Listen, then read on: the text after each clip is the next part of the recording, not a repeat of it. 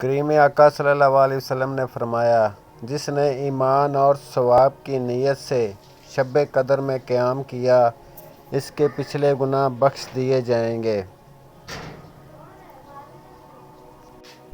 فرمان آخری نبی صلی اللہ علیہ وسلم، میں ایک آیت جانتا ہوں، اگر تمام لوگ اس پر عمل کریں تو وہ ان کے لیے کافی ہے۔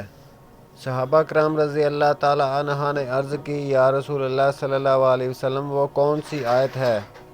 ارشاد فرمایا، وَمَن يَتَّقِ اللَّهَ يَجْعَلْ لَهُ مَخْرَجًا، اور جو اللہ سے ڈرے، اللہ اس کے لیے نکلنے کا راستہ بنا دے گا۔ فرمان آخری نبی صلی اللہ علیہ وسلم، جو کسی سے اللہ پاک کے لیے محبت رکھے، اللہ پاک اس کے لیے دشمنی رکھے، اللہ پاک کے لیے دے اور اللہ پاک کے لیے منع کرے تو اس نے اپنا ایمان کامل کر لیا۔